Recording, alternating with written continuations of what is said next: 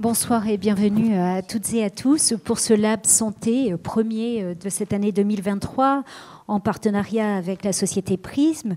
Alors nous vous recevons ce soir parce que en 2020, lors de la pandémie, de la crise de la Covid et de la pandémie, le principal problème, c'était le manque d'anticipation face à un phénomène auquel personne ne s'attendait. Manque de stock, problème d'organisation hospitalière, des relations entre l'hospitalisation privée-publique, l'impact aussi humain sur les professionnels de santé.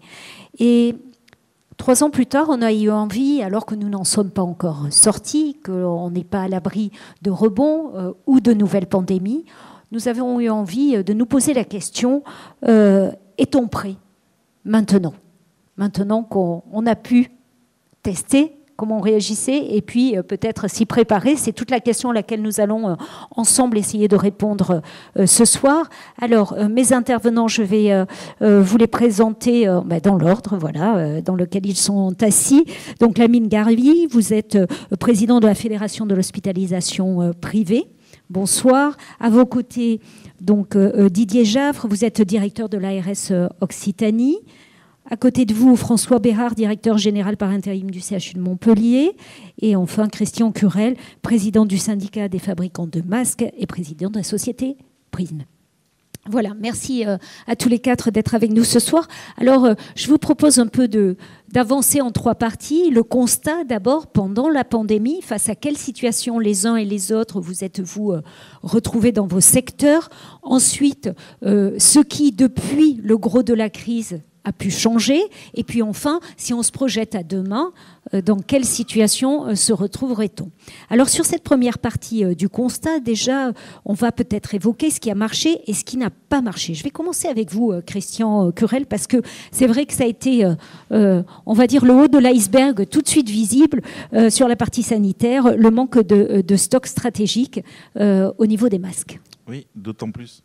Ne bougez pas, le micro... C'est bon? C'est bon, on vous entend. Alors c'est effectivement quelque chose qui a été très pénalisant, à la fois pour la partie santé, mais aussi pour la partie non santé, économique, puisque tout a été bloqué, du fait qu'on n'ait pas de stock stratégique, alors qu'on en avait 10 ans avant et qu'il a été conservé pendant pas mal de temps, et qu'en plus on avait je crois 150 millions qu'on a donné aux Chinois avant, puisqu'eux ils étaient avant nous dans la pandémie, et donc on en a plus du tout. Et donc, effectivement, c'est extrêmement pénalisant pour la partie sanitaire.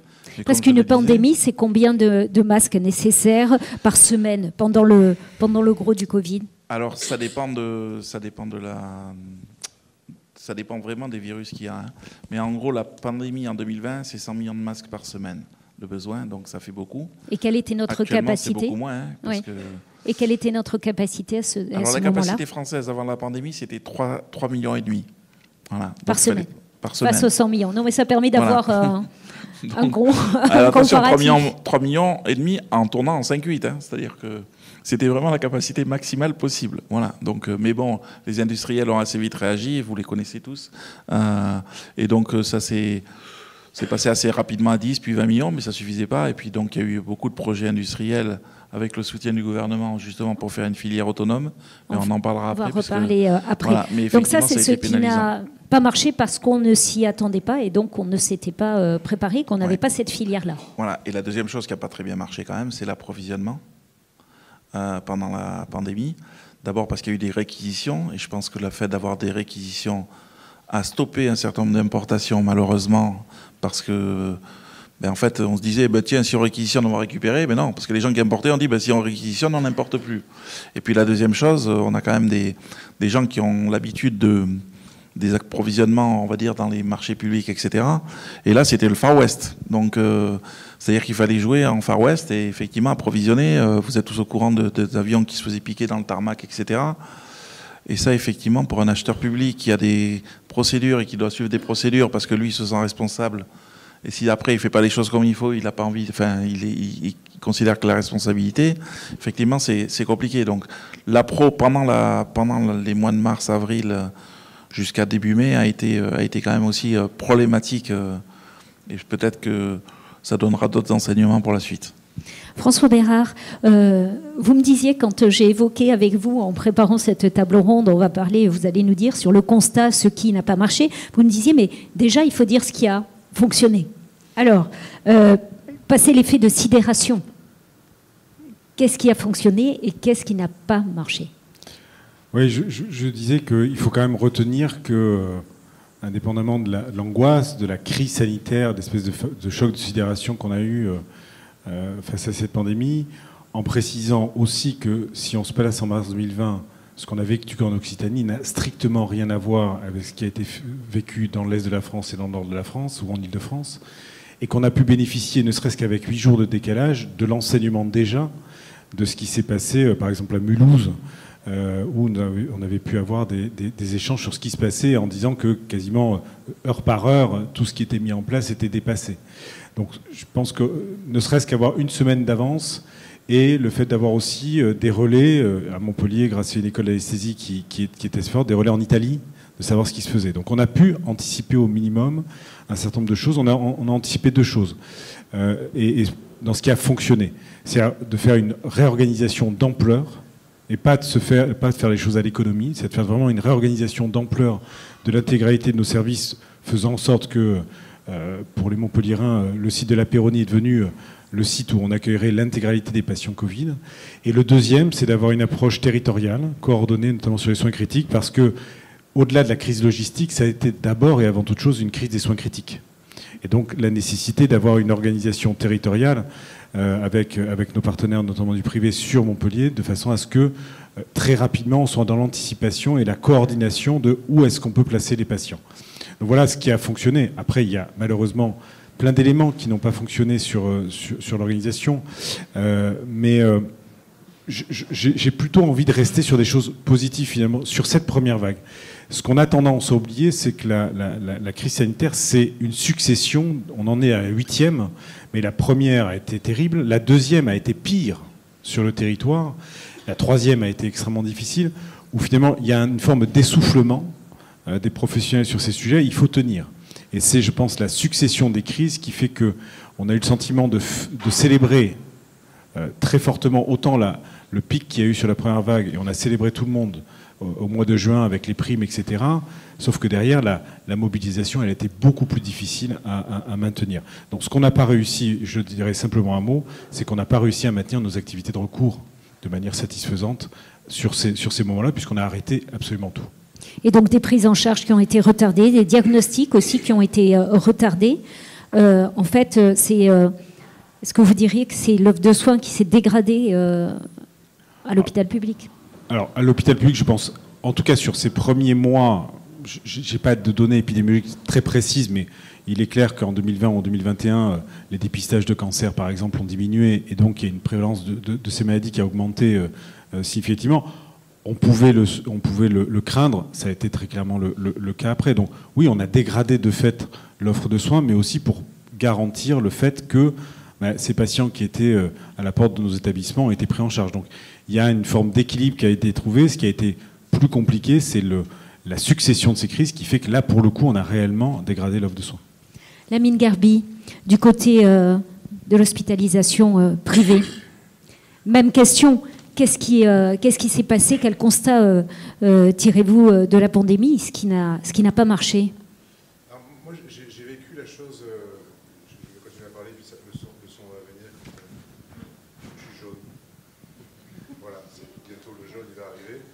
C'est l'heure de l'apéro. On va vous passer peut-être. Vous pouvez lui transmettre votre micro.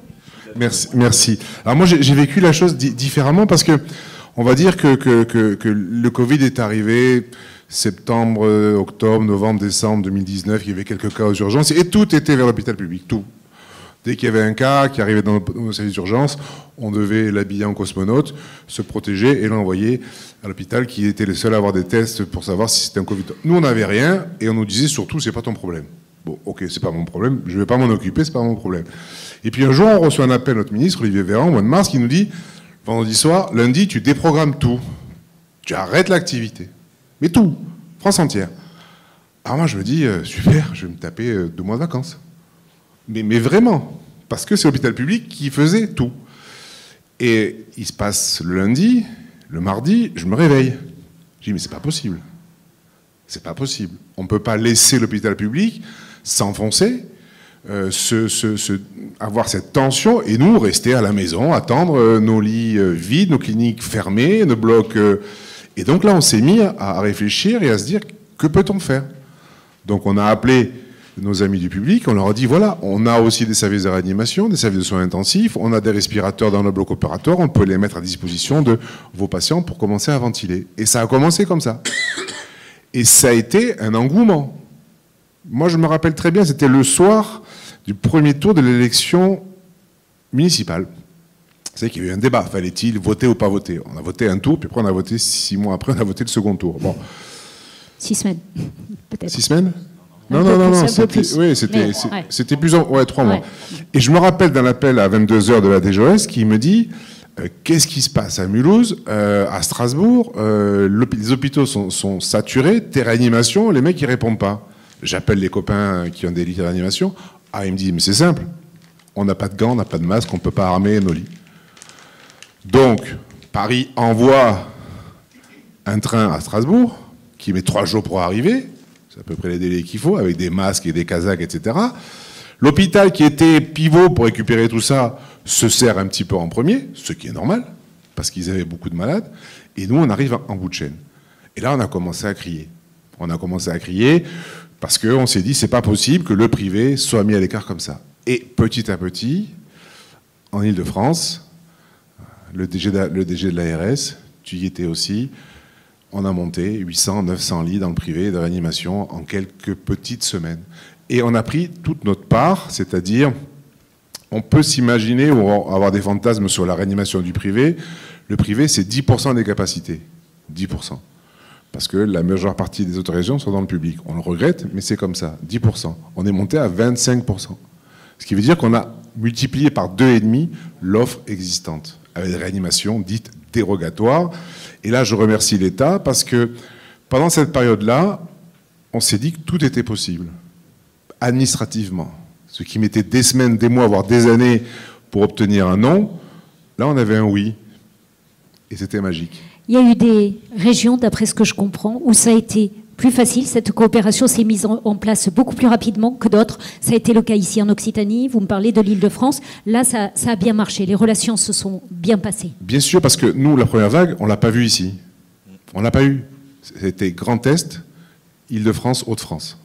Après, un petit peu Aura, un petit peu PACA, et nous, enfin. Mais on ne l'a pas vu. Et puis, il y avait des régions bénies des dieux, la Nouvelle-Aquitaine, la Bretagne, la Normandie. Ils n'ont pas vu de Covid de la première vague. Mais du tout, ils ne savaient pas ce que c'était. C'est pour ça qu'il y a eu beaucoup d'infirmières et de médecins qui sont venus aider ceux qui étaient en souffrance.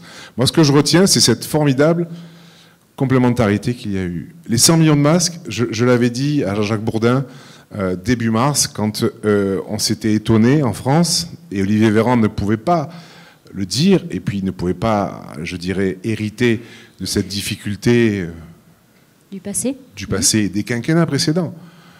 Quand Roselyne Bachelot a quitté le ministère, elle a été raillée, elle a laissé 1,3 milliard de masques. Elle a été réhabilitée après, je veux dire, dans son honneur, parce que c'était pas de son fait. Et quand Agnès Buzyn et Olivier Véran sont arrivés, je dirais, aux affaires, il y avait un stock de 100 millions de masques. Il faut le dire. Même pas une semaine. Et à l'époque, de bonne foi, on pensait que mettre un masque ne servait à rien. On a oublié tout ça. C'est très facile de refaire la pandémie 3 ans après en disant on a été mauvais. Oui, certainement, mais on a été de bonne foi et surtout on a été excellent parce qu'on a été là. Didier Jaffre, vous étiez à l'époque en Île-de-France justement, à l'ARS. Personne n'avait imaginé ça, on a appris en marchant. Ah oui, je pense, et Lamine Gerbi vient de le dire, il faut faire attention à ne pas réécrire l'histoire. Rappelez-vous, ça fait maintenant presque plus de 3 ans, puisque tout a commencé quand même en novembre 2019. Personne ne savait même ce que c'était que le virus. Il faut quand même ne pas oublier ça. Personne n'avait imaginé qu'on aurait une pandémie, donc mondiale, l'épidémie. Et je pense que nous avons effectivement appris en marchant. Mais moi, ce que je retiens, c'est, vous disiez, c'est quoi les éléments positifs ? Le premier élément positif, c'est que nous avons sauvé des millions de vies. Je pense qu'il ne faut pas l'oublier. tout décès, bien entendu, un décès de trop, on ne peut que le regretter. Mais grâce à tout ce qui a été fait par l'ensemble des professionnels de santé et toute la chaîne humaine, puisqu'en fait, on le dit souvent, mais pour qu'un système de santé fonctionne, il faut que tout le reste fonctionne aussi. Si vous n'avez plus d'électricité, plus de nourriture, plus rien, ça ne fonctionne pas non plus. Toute la chaîne a permis de sauver des millions de vies et de faire en sorte que le système de santé lui-même tienne et ne tombe pas. Voilà. Qu'est-ce qui n'a pas fonctionné, par contre? Alors, je ne sais pas s'il y a quelque chose qui n'a pas fonctionné. Ce qui est sûr, c'est que pour l'avoir vécu et pour être en Île-de-France, effectivement, au moment de la première vague et des vagues successives, il fallait tout apprendre au moment où on le faisait. Quand on a sonné le tocsin, puisque c'est quand même ce que nous avons fait, voyant que nous serions dépassés complètement par les événements en fonction du nombre de malades et de la probabilité, de la propension qu'on avait constatée en Italie, en Chine bien entendu avant, et aussi dans le Grand Est, il fallait absolument libérer et monter les capacités. Effectivement, en 48 heures, nous avons créé un peu moins de 1000 lits en Île-de-France de réanimation pour prendre en charge les malades. Ça n'a pas suffi, puisque au bout d'un certain temps, quand nous étions à pratiquement 2800 malades intubés, ventilés dans nos services de réanimation, il n'y avait plus de place. Et il n'y avait plus de personnel. Beaucoup de personnel étaient venus aider les équipes, il n'y avait plus de place. Moi, je me souviens très clairement d'une nuit, c'était un mardi soir, je crois, 3 heures du matin, il a fallu trouver un lit parce que derrière, il y avait une personne qui était en train de mourir. Ce lit, nous l'avons trouvé dans une clinique. C'était le dernier lit qui restait en région Île-de-France. Ensuite, nous avons fait des transferts. Et là aussi, je pense que c'était des prouesses. Jamais nous n'avions armé des trains sanitaires de cette sorte-là, avec tous les risques que nous prenions. Quand il y a eu des transferts, c'est que le privé était plein aussi. En tous les cas, en Île-de-France, je peux vous dire que c'était plein de chez plein. La pratique francilienne, Lamine Garbi le sait pour le coup, c'était pas compliqué. C'était la règle des tiers.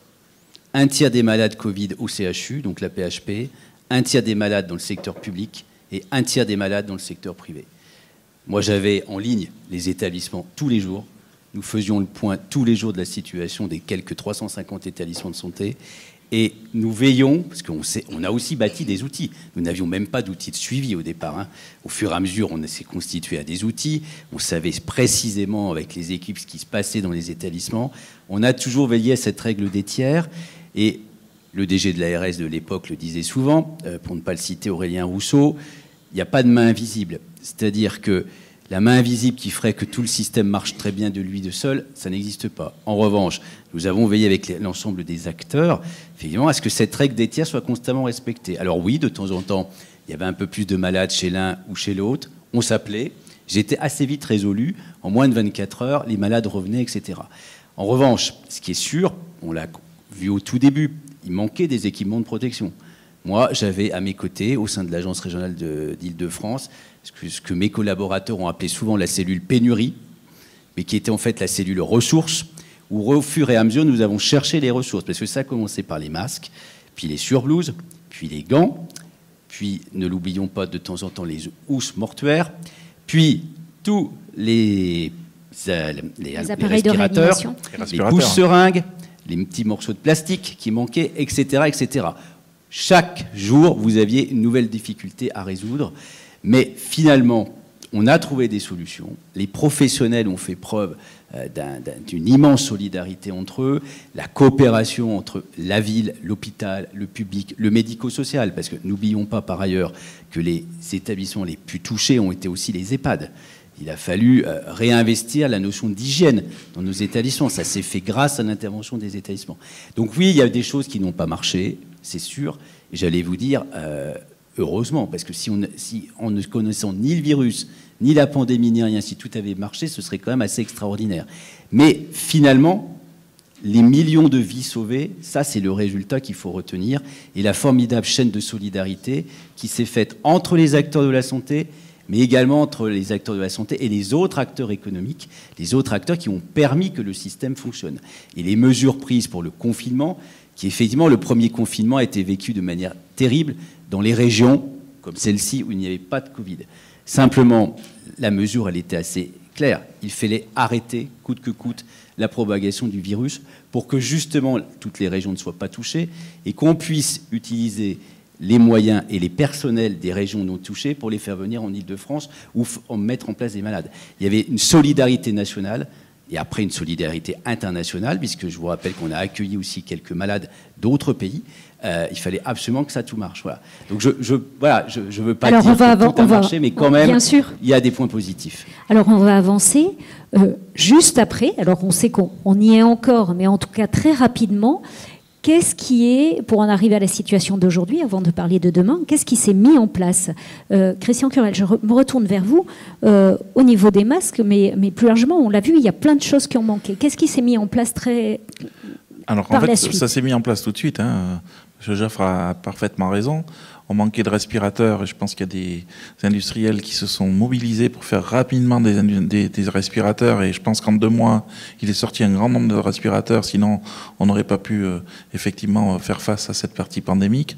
Les fabricants de masques existants sont tous partis en 5-8 directement et puis les autres se sont hâtés d'investir et de mettre en place les productions. Donc même si la Chine n'avait pas ouvert, à partir de l'été, on avait déjà de la production française. On a recréé en très peu de temps une filière de production de masques française.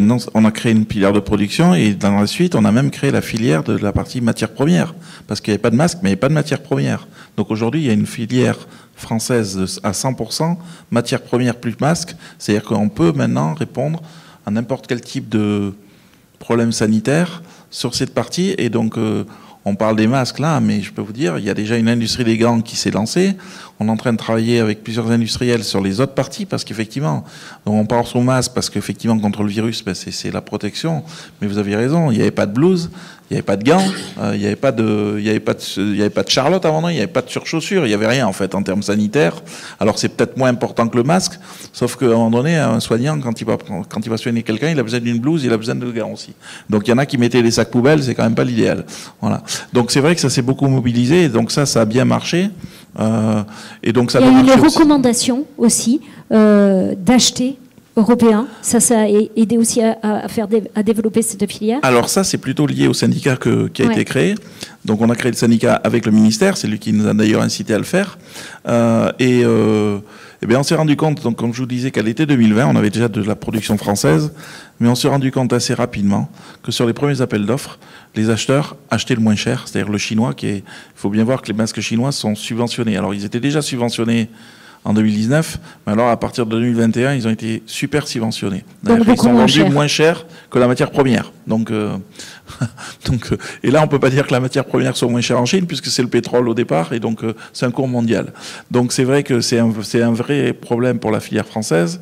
Et donc on a dit produit stratégique, on a montré qu'économiquement, la France avait intérêt, s'enrichissait, puisqu'il y a une partie de la valeur des masques qui reste en France, ce qui n'est pas le cas lorsqu'on fait de la partie importée. Et donc il y a eu effectivement une recommandation qui est sortie en fin 2021, début 2022, de temps que ça soit mis en place par les ministères. Je dois dire qu'au niveau de la santé, ça avait été fait à partir de septembre 2021, puisque toutes les ARS et tous les GHT ont été appelés par le ministère pour ça. Donc ça a assez bien marché au départ. Et donc effectivement, le but c'était d'avoir une clause de préférence européenne, parce que s'il n'y a pas d'achat, s'il y a une industrie mais qu'il n'y a pas d'achat, il n'y a plus d'industrie. Et c'est le problème majeur aujourd'hui. Donc de ne pas faire au moins 10 ans, au moins cher, mais de faire une réelle préférence. C'est exactement ça. Donc on est en train de trouver d'autres moyens, parce que depuis que les recommandations ont été faites, alors il y a des instructions pour la partie santé et des recommandations pour le non-santé, puisque l'État n'est pas tutelle des collectivités, mais on voit bien que ça marche moyennement bien sur la partie santé et ça marche pas du tout sur la partie non-santé. Donc là, on est en train de travailler avec les ministères pour faire autrement et pour essayer de contraindre les acheteurs à le faire, puisque c'est l'intérêt de tout le monde, et c'est l'intérêt économique, c'est l'intérêt environnemental, c'est l'intérêt qualitatif, etc. C'est-à-dire qu'il n'y a que des intérêts à faire. Donc aujourd'hui, il y a plus de fabricants de masques qu'avant la pandémie. Oui. Mais si on ne fait pas attention, de nouveau, on y reviendra tout à l'heure sur le demain. Mais aujourd'hui, il y en a combien de fabricants Alors aujourd'hui, il y a une bonne quinzaine de fabricants de masques, on va dire, avec des produits. Ouais. Là, les 100 millions de masques, on les a en capacité maximale, si on se mobilise. Le seul souci, évidemment, c'est qu'il y a une surcapacité par rapport à ce qui existe, notamment par rapport à la partie des marchés qui sont qui sont réservés aux parties françaises. Parce que s'il n'y a pas la clause de préférence européenne, de toute façon, un masque chinois revient 2 à 3 fois moins cher qu'un masque français. Donc un acheteur, quels que soient les critères qu'il a mis, il va choisir un masque chinois. D'accord. Lamine Gharbi, qu'est-ce qui a changé? Qu'est-ce que vous avez modifié suite à aux grosses vagues qu'on a subies de Covid? Est-ce que vous avez modifié des façons de travailler, des façons d'organiser, maintenu des relations? Comment quelles ont été les implications après passer le gros de la crise? Disons qu'on est rompu maintenant au plan blanc, parce qu'avant les plans blancs c'était un phénomène abstrait, un petit peu comme les évacuations incendie quand on est enfant à l'école, vous savez, ça sonnait et puis on sortait tous bien gentiment et puis on allait jouer dans la cour de récré. Donc les plans blancs avant c'était un petit peu ça, quoi. On simulait une attaque chimique ou un bus qui s'est... Bon, donc là on a fait des vrais plans blancs. Mais en fait on est aux ordres de notre autorité de tutelle, qui nous dit, voilà, il y a une vague qui arrive, on a besoin de dégager du personnel, donc vous devez déprogrammer l'activité. Vous devez réduire votre activité de chirurgie réglée pour libérer du personnel. Donc ça, on a appris à être compliant et à respecter, je dirais, les ordres donnés. C'est pas toujours facile parce que on est des libéraux et il y a des patients en face surtout. Il y a des patients. Voilà, on n'est pas une usine de production de conserves, on fait de la production de soins avec des malades en face. Donc c'est compliqué de leur dire... Tu vas pas venir te faire opérer demain, mais dans 15 jours, dans 3 semaines. Et surtout le dépistage qui est gênant. Et on a aussi appris à travailler avec le grand frère qui est à côté. Ce que je regrette un peu aujourd'hui, on l'a vu avec les tensions hospitalières cet été au niveau des urgences, on l'a vu en fin d'année avec la bronchiolite, avec les grippes, avec le Covid.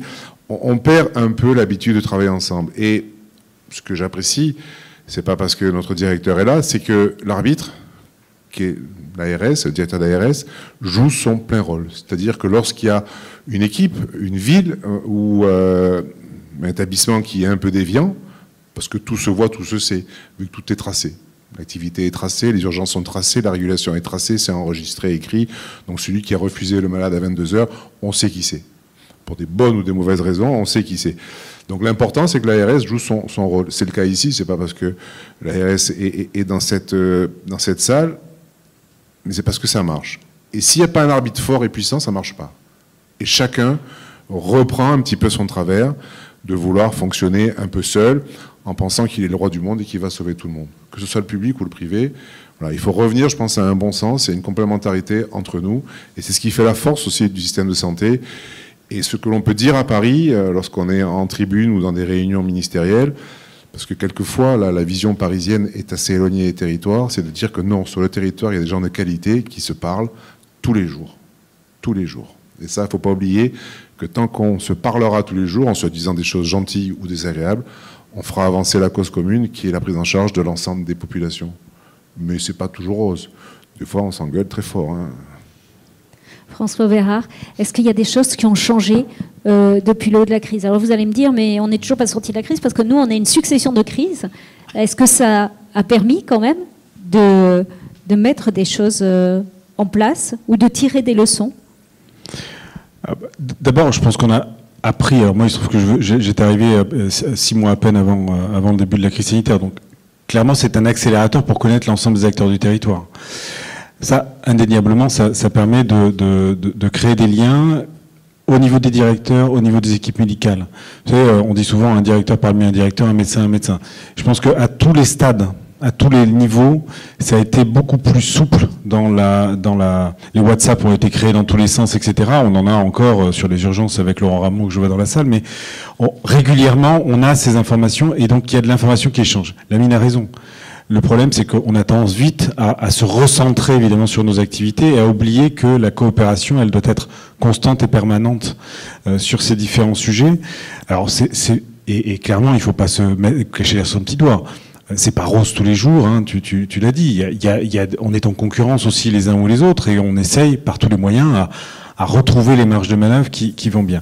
Mais ce qui est important, l'enseignement qu'on a trouvé aussi, c'est que sur le plan logistique, nous on a appris à connaître les EHPAD.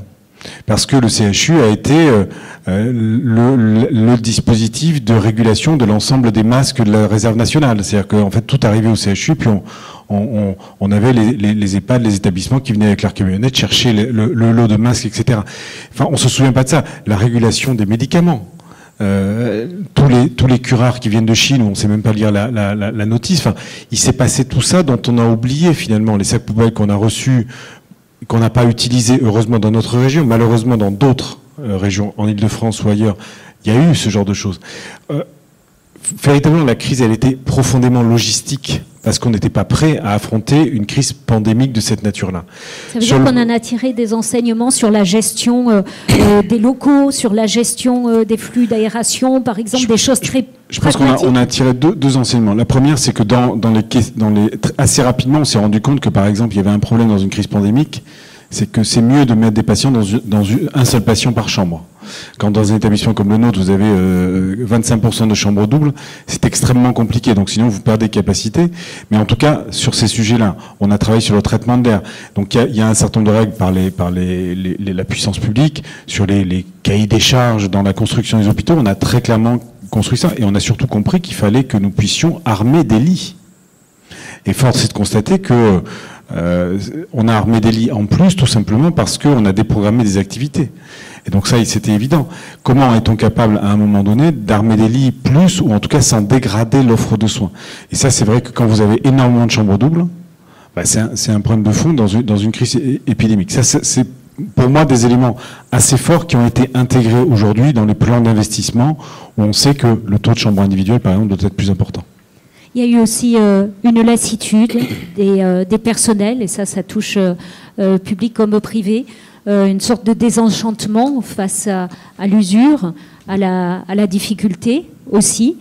Ça a été les conditions, on va dire, c'est la suite, c'est aujourd'hui. Ouais, c'est ce qu'on vit aujourd'hui. Je veux dire, c'est pas que la crise sanitaire, c'est le fait que j'ai tendance à dire que pendant 15 ans, on a quand même été placé dans une logique de maîtrise médicalisée des dépenses de santé. C'est ça le terme, des années 80, milieu des années 90, le plan Juppé, et puis on est rentré dans un dispositif qui s'est accéléré avec le temps. On a créé du muscle, on a fait des économies à l'hôpital qui étaient sans doute nécessaires pour préserver notre système de santé, notre système de protection sociale. On a amélioré nos organisations, on a fait plus d'ambulatoires, on a sans doute créé aussi. Mais on a créé des structures, j'allais dire, de compétition pour assurer une activité sans doute non programmée, mais aussi une activité réglée, de façon parce que la T2A, c'est aussi l'activité, c'est le système de financement qui fait ça. Clairement, quand vous prenez de face une crise, 2, 3, 8, pour le coup, le système de santé et l'hôpital, mais je pense que des cliniques, ce serait la même chose. On n'est pas armé pour ça. Nos professionnels ne sont pas faits pour ça, pour avoir des modifications substantielles. Et donc, ils nous disent très sincèrement, on n'est pas venu pour travailler dans ces conditions-là. Et donc, il y a une crise, oui, clairement, de désenchantement. C'est pas pour rien qu'il y a un nombre de professionnels de santé inscrits à Pôle emploi qui est absolument considérable. Donc, il y a un certain, et puis, il y a un certain nombre de cas où il manque de professionnels, mais ils sont ailleurs.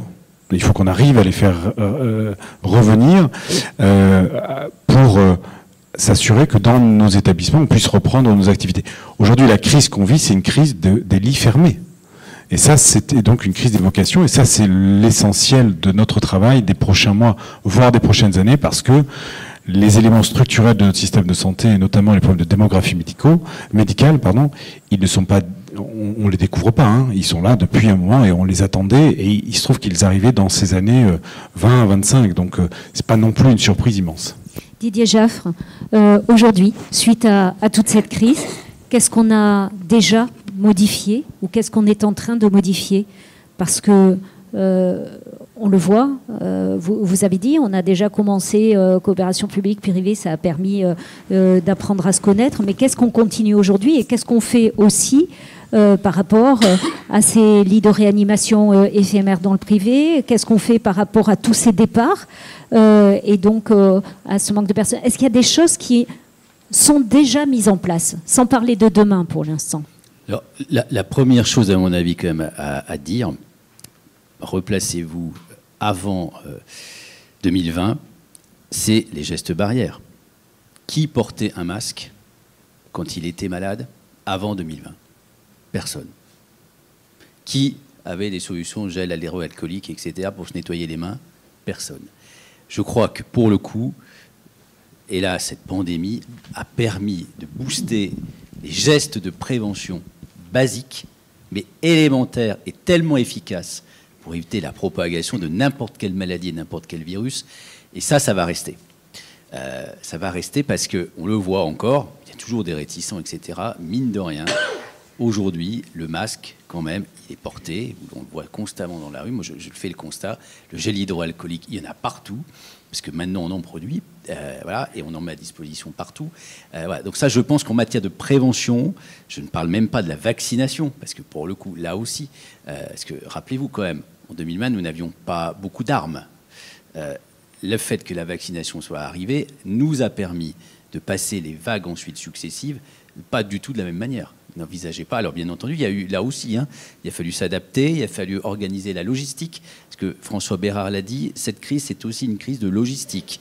Il ne s'agit pas de prendre des décisions, il faut s'assurer que toute la chaîne fonctionne et que le bon camion aille bien au bon endroit, que ce soit bien livré.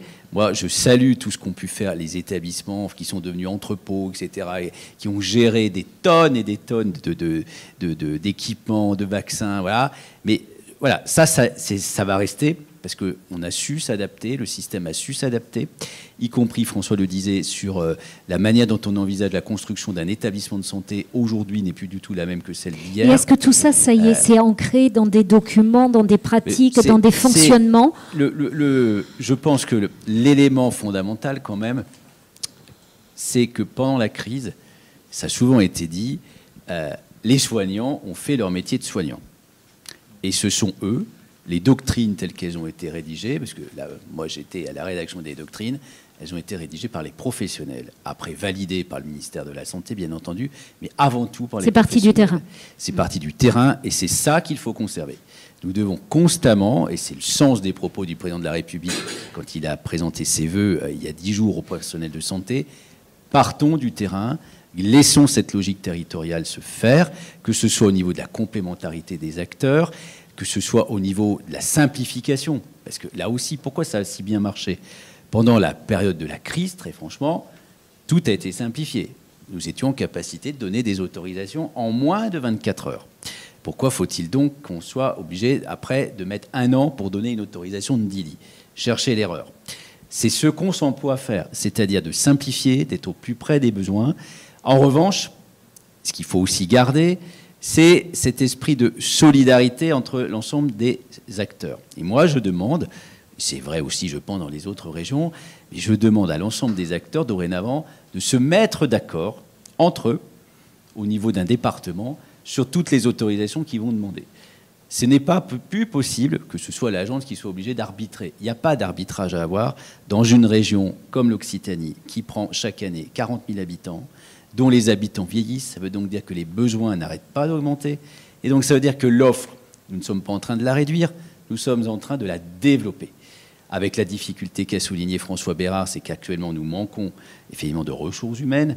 Il ne faut jamais désespérer, il faut rester optimiste, il faut redonner goût à ce travail, redonner du sens aussi, redonner du temps soignant. Donc, il y a une adaptation aussi, je pense, de l'administration, du travail administratif qui est demandé aux établissements, aux structures des professionnels ici libéraux dans la salle, aux structures médico-sociales.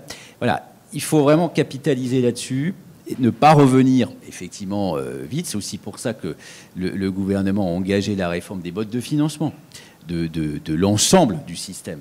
La refondation du système de santé, c'est pas uniquement revoir tel ou tel truc, non, c'est vraiment repenser la manière dont on envisage la santé. Et cette manière de la repenser, c'est partir des besoins des habitants. Et non pas partir, je m'excuse pour les 2 offreurs de santé qui sont à mes côtés, on a trop tendance à partir de l'offre et à dire les habitants vont s'adapter parce qu'il manque des personnels, donc on va fermer. Non, chaque habitant doit avoir accès à la santé dans toutes ses dimensions, partout, quel que soit l'endroit où il habite. Il faut changer ce paradigme. Et puis ensuite, il faut considérer la santé comme une richesse. Je le dis pour Monsieur le Président, représentant des industries, parce qu'en fait, tout euro investi dans la santé a un effet démultiplicateur énorme. Le plan France Relance 2030, c'est sa vocation. On a ici, en région Occitanie, de formidables entreprises en santé. Il faut donc les soutenir. On a vu, moi, en faisant les CNR santé, on a un projet avec des bus, etc., qui pourraient très bien être fabriqués dans la région. Et en fait, pourquoi c'est positif ? parce que cet investissement-là que vous allez faire aujourd'hui, d'une part, ça va rapporter un certain nombre de cotisations sociales qui vont donc permettre d'alimenter le système d'assurance maladie, et ça permet aussi de rendre positif tout ça. Donc il n'y a pas de dépenses en santé. Et je pense que, je suis long, mais je reprends ce qu'a dit François, et moi j'en suis parfaitement aussi comptable et coupable, si j'ose dire. On a demandé aux établissements, qu'ils soient publics, qu'ils soient privés, des plans de retour à l'équilibre. Voilà. Certainement c'était ma question. Beaucoup trop loin. J'ai quelques petites questions qui mériteront des réponses beaucoup courtes. Beaucoup trop loin, parce que il fallait, comme l'a dit François, il y a des évolutions. La médecine fait d'énormes progrès, et donc personne n'a envie de rester dormir à l'hôpital ou en clinique. C'est pas le but du jeu. Par contre, tout le monde va être bien soigné. Il y avait un certain nombre d'évolutions à faire. En revanche, nous sommes allés beaucoup trop loin sur la corde, sur les personnels. Ce n'est pas vrai qu'on peut fonctionner dans un hôpital, dans une clinique, dans un EHPAD, à flux tendu sur les personnels. Pourquoi ? Parce qu'à la moindre absence, et alors là, le Covid l'a montré, parce que n'oublions pas que nos personnels eux-mêmes sont tombés malades. À la moindre absence, vous ne faites plus tourner le service. Et comme l'a dit François aujourd'hui, pourquoi on a des lits fermés ? Non pas parce que la méchante ARS a demandé à l'établissement de fermer des lits.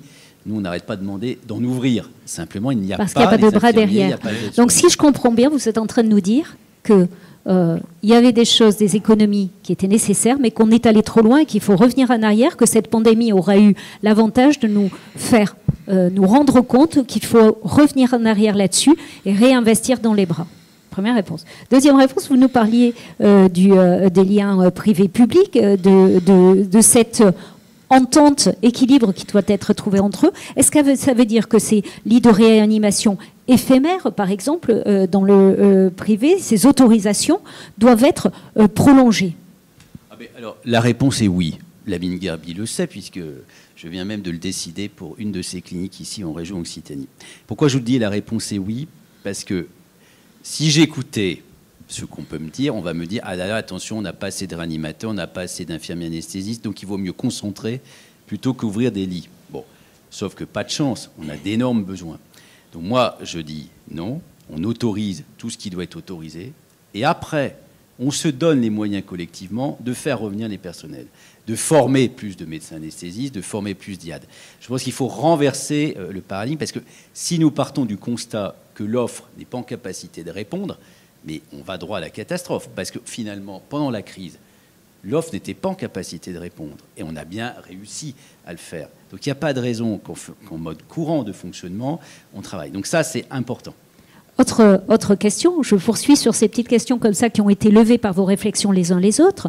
Le CHU a un retour difficile à l'activité, par manque de bras, voilà, question pour vous, essentiellement.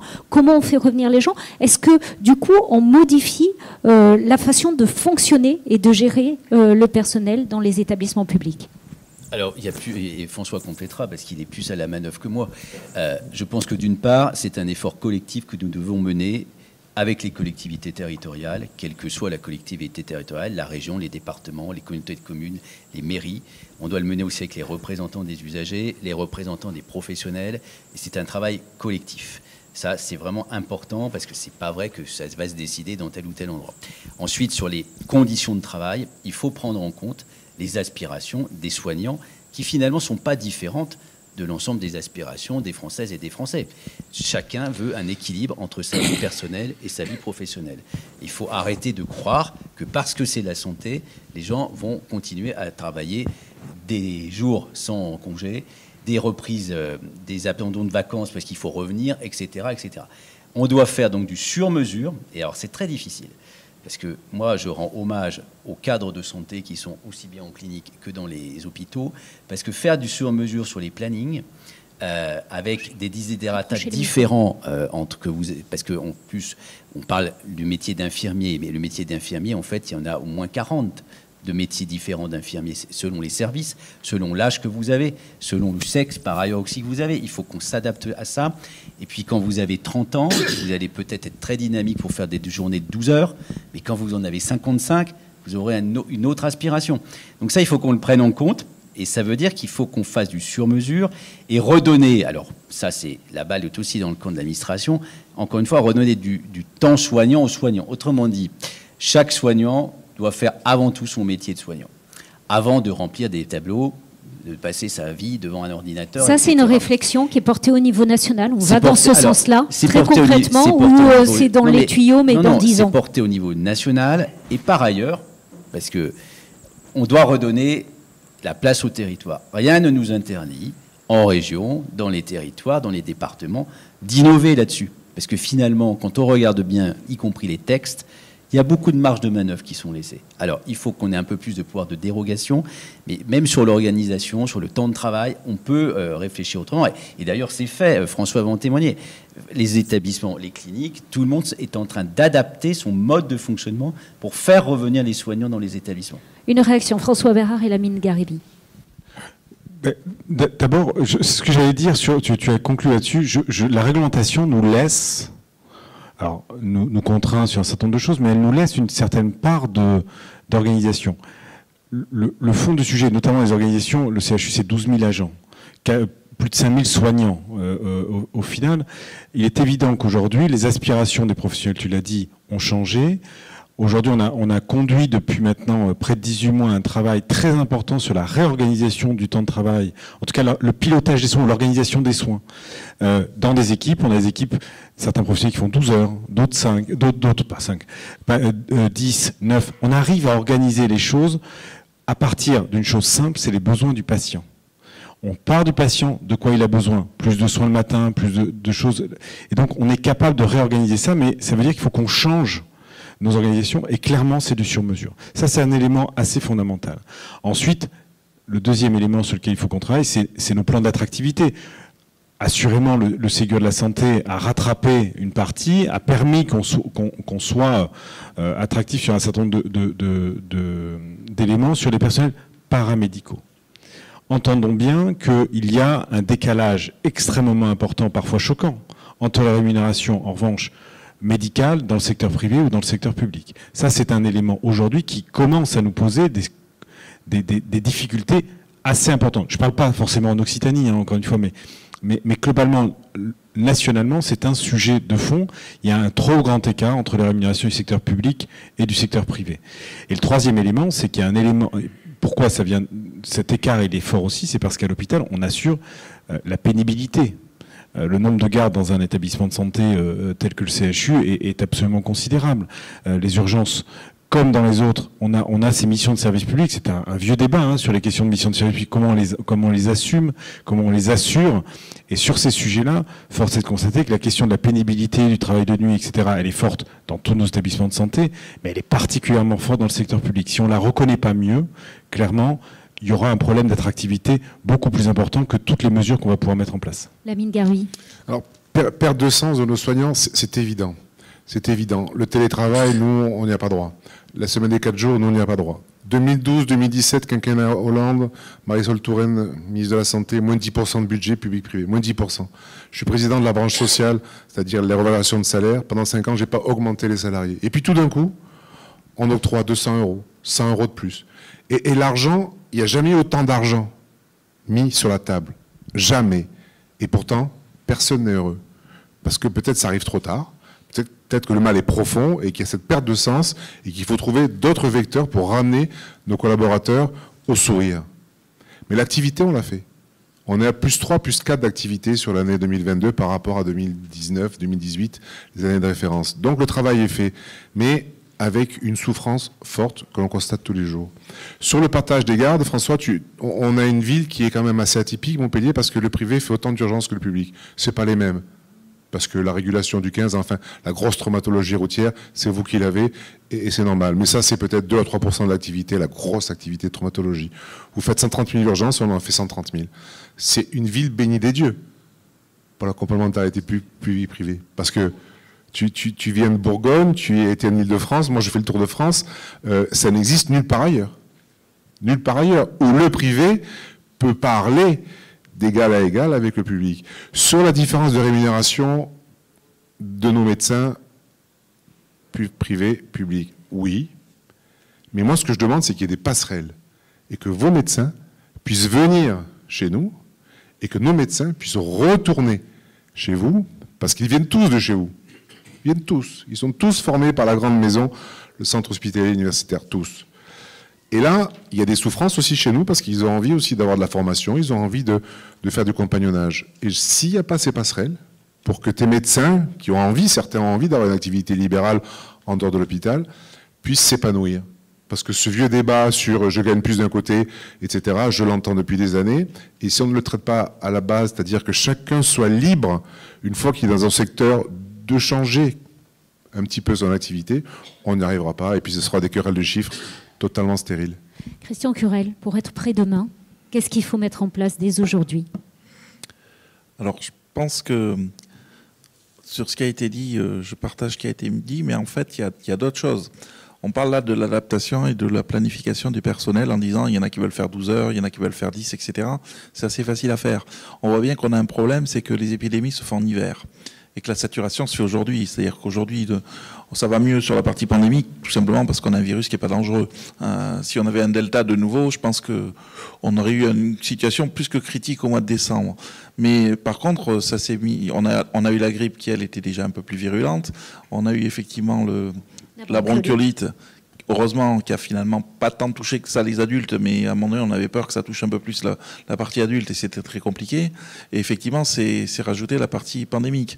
Et là, aujourd'hui, le problème, c'est que les gens travaillent 35 heures en hiver et 35 heures aussi en été. Et donc, à un moment donné, ça sert à rien d'ouvrir 5000 places de réanimation en été parce que de toute façon, il y en aura les 3/4 qui seront vides.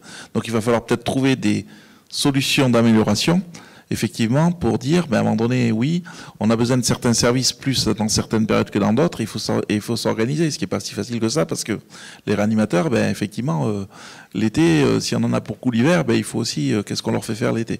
Voilà. Et après, il y a effectivement, je pense, la partie publique-privée, avec la répartition peut-être des activités entre les uns et les autres. Alors, je ne parle pas, la concurrence, elle est beaucoup sur la partie chirurgie, etc. Elle est moins sur l'autre partie et ça peut-être que la partie pandémique peut amener quand même une construction un peu plus importante de cette partie publique-privée. Sur la gestion aussi, sur les stocks à venir, est-ce que, et je m'adresse là à tous les deux, à vous aussi, Monsieur Jaffre, est-ce que ces stocks stratégiques qui ont été très approvisionnés, mais il va falloir que ça dure, est-ce qu'ils peuvent être, est-ce que ça peut dépendre au niveau financier, on va dire, de la même enveloppe, ou est-ce qu'il faut créer des enveloppes à part? Est-ce que ça peut être la même enveloppe que l'enveloppe santé? Cette partie stratégique, c'est réglé et ça coûte pas cher. Si on prend les masques, un stock stratégique de masques qui va travailler sur donc 1 milliard de masques, ce qui représente donc 10 semaines, le temps que au niveau industriel ça s'adapte pour monter en charge s'il y a une pandémie, c'est fait. Ça coûte simplement 20 millions d'euros par an. Donc c'est-à-dire c'est négligeable par rapport au budget global. Et il faut bien voir, rien que par rapport aux masques, entre janvier et juin, uniquement l'État français a acheté pour presque 4 milliards de masques. D'accord? Donc ça fait, si vous regardez 20 millions, ça veut dire que vous êtes tranquille pendant des dizaines et des dizaines d'années. Donc je pense que ça a été bien compris et c'est en cours. Donc ce stock va être mis à jour, comme d'autres stocks d'ailleurs. Dans la logique de réindustrialisation. Voilà. Alors la réindustrialisation, ça c'est encore autre chose. Ça veut dire qu'il faut effectivement, alors c'est pas que d'ailleurs sur les masques et le reste, c'est ce qu'on appelle l'achat responsable. En plus, il y a des produits stratégiques où là effectivement il faut être peut-être un peu plus contraignant. Mais de toute façon, on parle que de la partie environnementale actuellement, depuis longtemps. Mais c'est clairement... faire 12 000 km à un masque qui pèse 3 grammes en termes environnementaux, c'est un désastre. Donc, indépendamment du fait que ça soit stratégique et qu'il faut une sécurité d'approvisionnement, etc., de toute façon, au niveau environnemental, il ne devrait même pas y avoir photo entre l'un et l'autre. Et ça ne devrait même pas venir à l'esprit des gens de dire, tiens, je fais venir des masques fabriqués en Chine et je leur fais faire 10 000 ou 12 000 km. Voilà, même si ce n'était pas stratégique. Dans quel état est-on aujourd'hui? Parce qu'on parle de pénurie de Doliprane, de pénurie de pas mal de médicaments. Est-ce que c'est une prise de conscience qui arrive un peu tard de tout ce qu'on a perdu comme autonomie, comme souveraineté? Oui, on peut regarder finalement le passé. Moi, je pense qu'il faut se tourner vers l'avenir. Et effectivement, faire en sorte, parce que je ne sais pas si vous vous rappelez, mais y compris pendant la crise Covid, François l'a quelque peu effleuré, mais à un moment donné, nous n'avions plus de curare. Donc moi j'ai vécu une période où nous étions à 24 heures de stock de curares. Ça voulait dire quoi? Ça voulait dire que si on ne les avait pas dans les 24 heures, les patients mouraient. Quand vous êtes intubé, ventilé, si vous n'avez pas de curares, c'est terminé. Donc on a réussi parce qu'on a retrouvé des stocks un peu partout, etc. Et encore une fois, la solidarité entre tout le monde. Mais ça veut dire que sur l'ensemble, en tous les cas, des équipements, des produits médicaux, etc., il faut qu'on ait beaucoup plus de stock que pour le fonctionnement courant de nos établissements de santé. On doit être en capacité d'avoir plus pour faire face, vous l'avez dit en introduction de cette table ronde, à n'importe quelle pandémie qui aujourd'hui n'est pas connue. Parce qu'en fait, on a connu celle du Covid, mais la prochaine ne ressemblera, à mon avis, en rien à ça. Ce sera encore quelque chose de nouveau. Mais au moins, il faut que nous ayons, dès le début, les armes nécessaires pour combattre, et quand je dis les armes, c'est à tout point de vue, pour combattre le moindre virus qui arrive. Et ça renvoie effectivement, pour le coup, à un mode de financement qui ne peut pas être, par exemple, le mode de financement à l'activité. Si vous êtes un gestionnaire, que sont mes deux voisins, vous n'avez aucun intérêt à investir dans ce genre d'équipement pour le au cas où, et en plus, tout le monde souhaite que ça n'arrive jamais. Sauf que il faut bien quand même investir dedans. Donc ça veut dire que là, pour le coup, l'État a effectivement une grande responsabilité et il faut que le mode de financement des établissements en tienne compte. C'est aussi pour ça que le président de la République revoit le mode de financement des établissements de santé. C'est pour prendre en compte toutes les missions dites de service public, qui en fait et de santé publique, qui ne peuvent pas être sur un financement à l'activité, parce qu'il n'y aura même pas d'activité normalement si tout se passe bien. Donc ça suppose effectivement de mettre des moyens, mais vous l'avez très bien dit, en fait, ce n'est pas des moyens perdus, puisque par ailleurs, ça permet de réindustrialiser la santé dans notre pays. Donc en fait, c'est une chaîne vertueuse d'un point de vue économique, et bien entendu social, et sociétal, puisque finalement, derrière tout ça, c'est aussi des emplois, la clé. Donc c'est certes un coût peut-être au départ, mais c'est, in fine, beaucoup de richesses qui sont produites. Un mot de la fin à chacun sur l'urgence pour vous préparez demain. Le plus important. Alors, je voulais compléter, mais je reviens au même, c'est effectivement, c'est pas depuis la pandémie, hein, ça fait au moins 10 ans qu'on a des ruptures de certains antibiotiques, des antibiotiques très importants comme l'anticancéreux. Et quand je vois qu'en décembre, on a fait manquer d'amoxicilline, alors qu'il n'y a pas plus facile que de fabriquer une amoxicilline, tout simplement, c'est parce que tout a été délocalisé dans les autres pays. Et donc, effectivement, il est urgent de relocaliser un certain nombre de produits qui sont des produits stratégiques, comme certains médicaments, comme les semi-conducteurs dans d'autres domaines qui ne sont pas le domaine de la santé, mais qui vont toucher le domaine de la santé aussi, etc. Donc, je pense que c'est ça l'urgence, c'est effectivement de regarder où est-ce qu'on a besoin de produits stratégiques, où est-ce qu'ils sont produits et les relocaliser. Les relocaliser et favoriser, en revoyant peut-être les règles sur les marchés publics, favoriser leur achat de préférence. Ah, ça me paraît évident. Moi, j'arrête pas de dire au ministère, parce que vous savez qu'il y a une usine de Doliprane qui va se faire à Lyon. Mais si aujourd'hui, il n'y a pas des règles qui vont être faites pour les hôpitaux et pour la partie santé pour dire quand il y aura ce Doliprane, il faudra acheter ce Doliprane, ça ne marchera pas. Parce que de toute façon, il sera plus cher que le Doliprane d'Inde ou de Chine.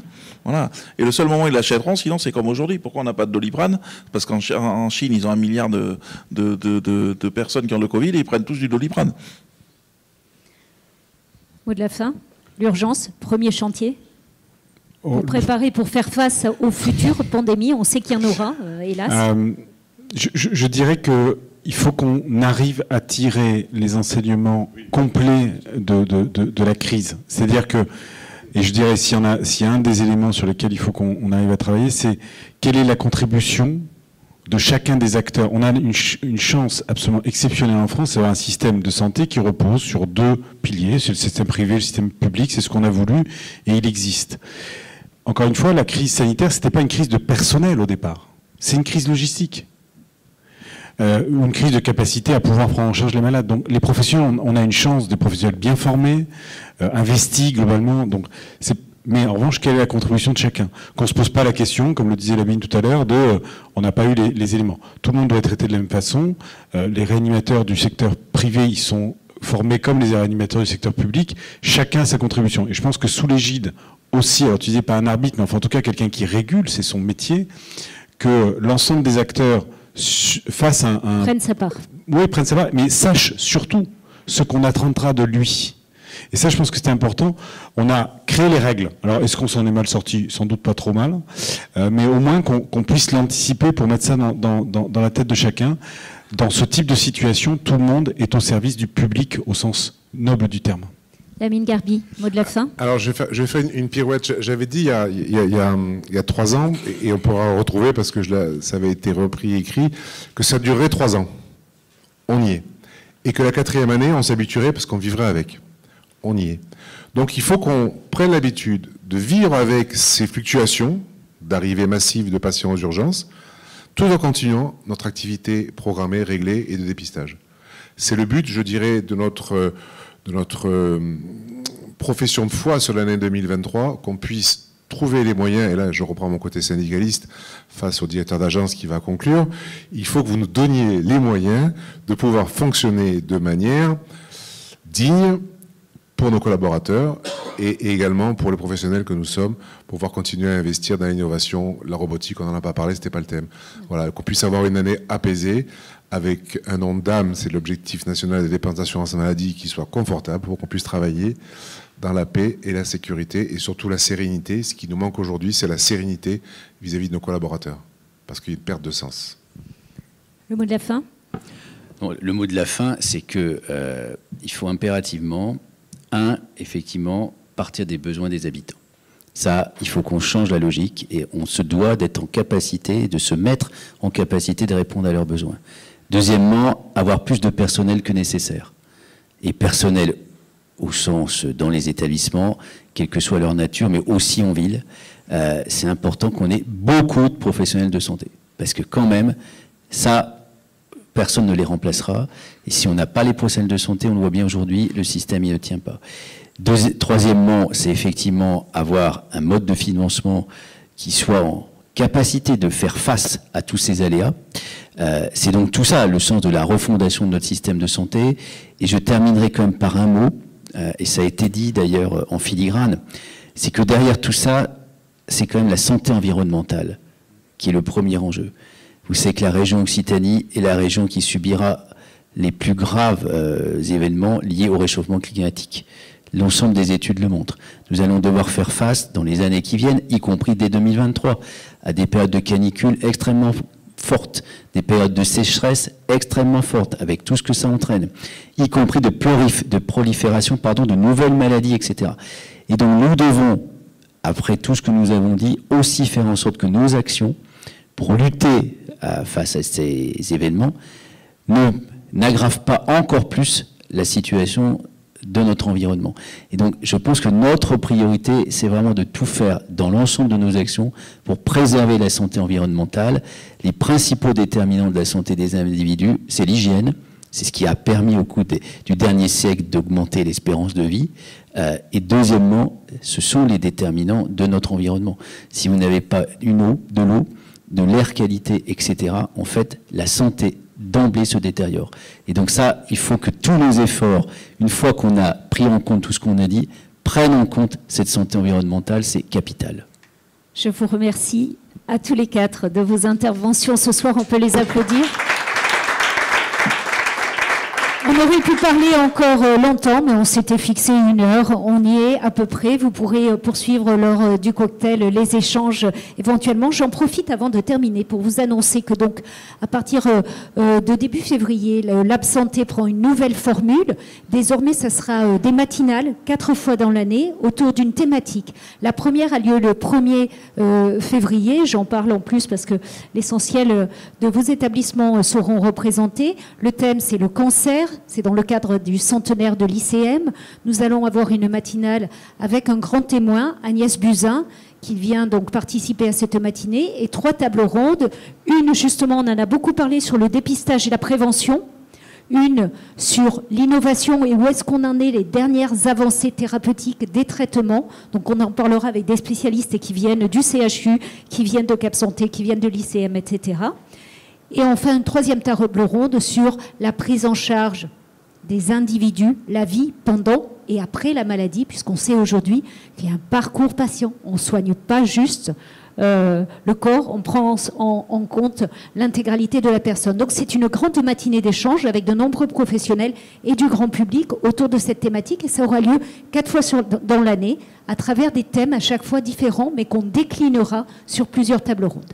Voilà, c'était l'annonce pour ce début 2023. On espère vous y retrouver à chaque fois de plus en plus nombreux avec vos équipes, et parlez-en autour de vous. Merci beaucoup et bonne soirée.